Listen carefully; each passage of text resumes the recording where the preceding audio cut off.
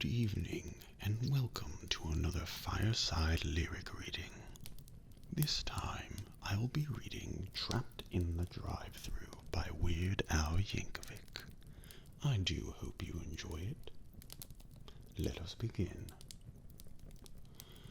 7 o'clock in the evening, watching something stupid on TV. I'm zoned out on the sofa when my wife comes in the room and sees me. She says, "Is this Behind the Music with Lynyrd Skynyrd?" And I say, "I don't know." Say, "It's getting late. What you wanna do for dinner?" She says, "I kinda had a big lunch, so I'm not super hungry." I said, "Well, you know, baby, I'm not starving either, but I could eat." She said, "So what do you have in mind?" I said, "I don't know. What about you?" She said, "I don't care. If you're hungry, let's eat." I said, "That's what we're gonna do. But first, you gotta tell me what it is you're hungry for." And she says, "Let me think. What's left in our refrigerator?" I said, "Well, there's tuna, I know." She said, "That went bad a week ago." I said, "Is the chili okay?" She said, "You finished that yesterday." I hopped up and I said, "I don't know. Do you want to get something delivered?" She's like, "Why would I want to eat liver? I don't even like liver." I'm like, "No, I said delivered." She's like, "I heard you say liver." I'm like, "I should know what I said." She's like, "Whatever, I just don't want any liver." Well, I was gonna say something, but my cell phone started to ring. Now who could be calling me? Well, I checked my caller ID. It was just Cousin Larry calling for the 3rd time today. My wife said, "Let it go to voicemail." I said, "Okay." Where were we? Oh, dinner, right. "So what do you want to do?" She said, "Why don't you whip up something in the kitchen?" "Yeah," I said, "why don't you?" And then she said, "Baby, can't we just go out to dinner, please?" I says, "No." She says, "Yes." I says, "No." She says, "Yes." I says, "No." She says, "Yes." "Oh, here's your keys." I step a little bit closer, say, "Okay, where you want to go?" She says, "How about the Ivy?" I said, "Yeah, well, I don't know. I don't feel like getting all dressed up and eating expensive food." She says, "Olive Garden?" I say, "Nah, I'm not in the mood. And Burrito King would make me gassy, there's no doubt." She says, "Just forget about it." I said, "No, I swear I'm gonna take you out." Then I get an idea. I says, "I know what we'll do." She says, "What?" I says, "Guess." She says, "What?" I say, "We're going to the drive-thru." So we head out the front door, open the garage door, then I open the car doors, and we get in those car doors. Put my key in the ignition, then I turn it sideways, then we fasten our seat belts as we pull out of the driveway. Then we drive to the drive-thru, heading off to the drive-thru. We're approaching the drive-thru, getting close to the drive-thru, almost there at the drive-thru. Now we're here at the drive-thru, here in line at the drive-thru. Did I mention the drive-thru? Well, here we are in the drive-thru line, me and her, cars in front of us, cars in back of us.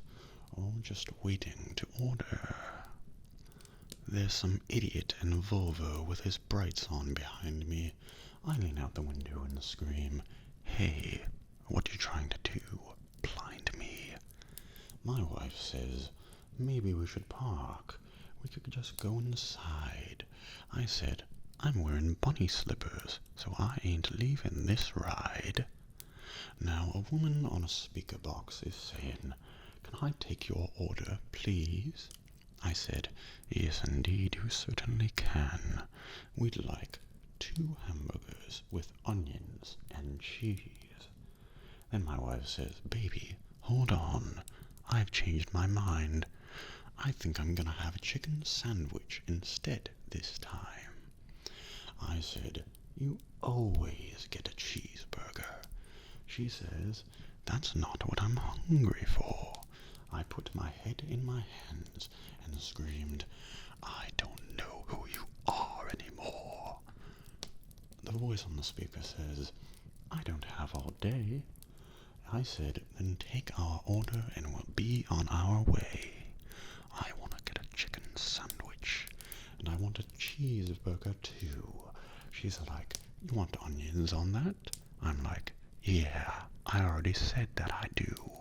Plus, we need curly fries, and don't you dare forget it, and 2 medium root beers. No, just 1. We'll split it." Then I said, "I'm guessing that you're probably not too bright, so read me back my order. Let's make sure you got it right." She says, 1. You want a chicken sandwich. 2. You want a cheeseburger. 3. Curly fries and a large root beer. Stop. Don't go no further. I never ordered a large root beer. I said medium, not large. Then she says, "We're having a special. I supersized you at no charge." Oh. And that's all I could say was, "Oh." And she says, "Now there's something else I really think you should know. You can have unlimited refills for just a quarter more." I say, "Great, except we're in the drive-thru, so what would I want that for?" And then she says, "Wait a minute, your voice sounds so familiar. Hey, is this Paul?"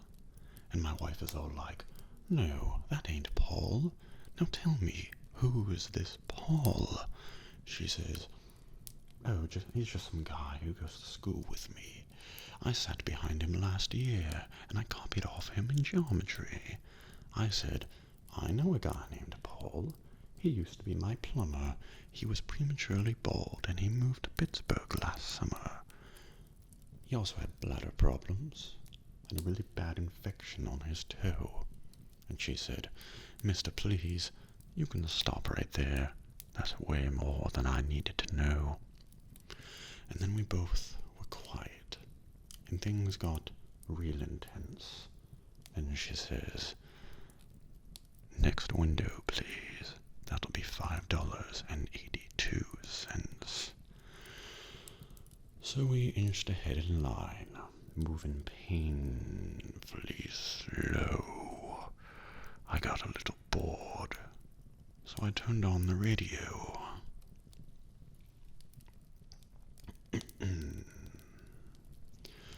Turned it off because my wife was getting a headache, so we just sat there quietly, for her sake. Then I looked at her, and she looked back at me, and I said, "I think you have something in your teeth." She turned away from me and then turned back and said, "Did I get it?" I said, "Yeah. Well, I mean, most of it. But hey, don't sweat it." Then she said, "How about now?" I said, "Yeah, almost. There's still a little bit there, but don't worry. It's probably just a piece of toast." Now we're at the pay window, or whatever you call it. Put my hand in my pocket. I can't believe there's no wallet. And the lady at the window is like, well, that'll be $5.82. I turn around to my wife and say, "How much have you got on you?" She just rolls her eyes and says, "I'll pay for this, I guess." So she reaches into her purse and busts out the American Express. I hand it to the lady, and she says, "Oh dear, it's got to be cash only. We don't take credit cards here." I took back the card and said, "Gee, really? Well, that sucks." And that's when I found out my wife was only carrying $3. I said, "I thought you were going to hit the ATM today." She says, "I never got around to it, so where's your wallet anyway?" And I said, "Never mind, just help me to find some change." Now the lady at the window is looking at me kinda strange, and she says, "Mister, please, we gotta move this line along." I said, "Now hold your stinking horses, lady. We won't be long." We looked around inside the glove box and checked the mat beneath my feet. I found a nickel in the ashtray and a couple pennies and a dime in the space between the seats. Before long I had a little pile of coins of every sort. The lady counts it up and says, "You're still about $1 short." And now my woman's got this weird look frozen on her face. She screams, "You know, I wasn't even really hungry in the first place." And so I turned around to the cashier again. I shrugged and said, "Okay, forget the chicken sandwich then." So I pick up my change, pick up my receipt, and I drive to the pickup window. Man, I just can't wait to eat. And now we see this acne-ridden kid, about 16, wearing a dorky name tag that says, "Hello, my name is Eugene." And he hands me a paper bag. I look him in the eyes, and I say to him, "Hey, Eugene, can I get some ketchup for my fries?" Well, he looks at me, and I look at him, and he looks at me, and I look at him, and he looks at me, and I look at him, and he says, "I'm sorry, what did you want again?" I say, "Ketchup." And he says, "Oh yeah, that's right. I just spaced out there for a second. I'm really kind of burnt tonight." And then he hands me the ketchup, and now we're finally driving away, and the food is driving me mad with its intoxicating bouquet. I'm starving to death. By the time we pull up at the traffic light, I say, "Baby, give me that burger. I just gotta have a bite." So she reaches in the bag and pulls out the burger, and she hands me the burger, and I pick up the burger, and then I unwrap the paper. I bite into those buns, and I just can't believe it. They forgot the onions. This concludes another Fireside lyric reading. I do hope you enjoyed it, and I will see you next time.